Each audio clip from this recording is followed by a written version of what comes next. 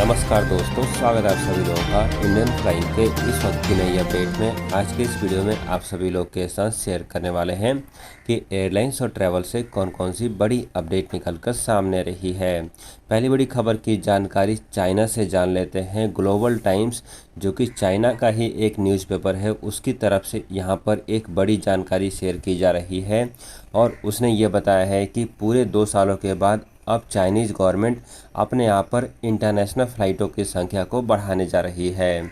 आगे बढ़ने से पहले आप सभी लोग के साथ ग्लोबल टाइम्स की ये रिपोर्ट शेयर करना चाहेंगे, जहाँ पर आप देख सकते हैं यहाँ पर साफ साफ लिखा गया है कि more Chinese carriers will increase international flights after 2 year of restriction.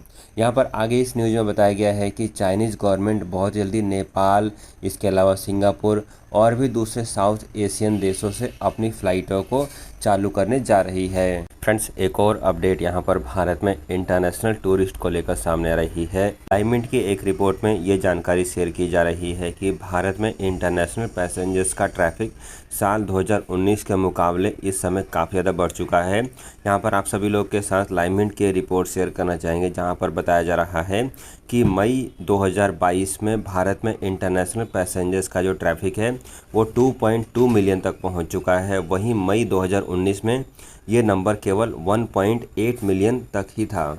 इस समय सबसे ज़्यादा भारतीय जिन डेस्टिनेशन पर ट्रैवल कर रहे हैं उनमें शामिल है Dubai, Bangkok, Kathmandu, Singapore, Phuket, Male. ये ऐसे लोकेशंस हैं जहां पर इस समय सबसे ज़्यादा भारतीय छुट्टियां मनाने के लिए जा रहे हैं।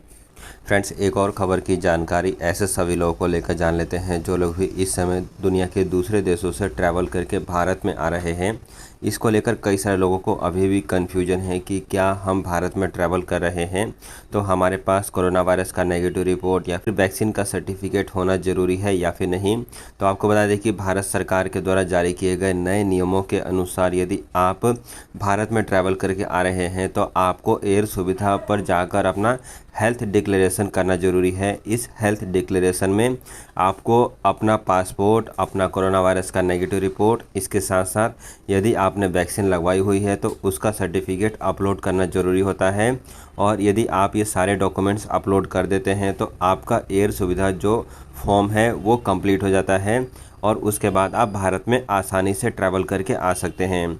आपको बता दें कि ये नियम जो है सभी लोगों के लिए एप्लीकेबल है, चाहे आप दुनिया के किसी भी डेस्टिनेशन से ट्रैवल करके आ रहे हैं, आपको एयर सुविधा पर अपना हेल्थ डिक्लेरेशन करना ज़रूरी है।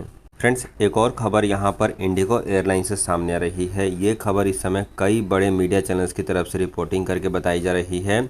आपको बता दें कि इंडिगो एयरलाइंस ने इस समय तिरुवनंतपुरम और अहमदाबाद के बीच में अपनी नई फ़्लाइटों की शुरुआत कर दी है। जी हाँ दोस्तों, यहाँ पर तिरुवनंतपुरम से अहमदाबाद के रूट के लिए फ़्लाइटें काफ़ी लंबे समय से इंडिगो एयरलाइंस ऑपरेट नहीं कर रही थी और बहुत सारे लोगों को इस रूट पर फ़्लाइट्स ऑपरेट करने का इंतज़ार था और अब यहाँ पर फाइनली इंडिगो एयरलाइंस ने इस रूट पर भी अपनी फ़्लाइटों को चालू कर दिया है। इंडिगो एयरलाइंस इन फ़्लाइटों की शुरुआत 16 जून से करने जा रही है।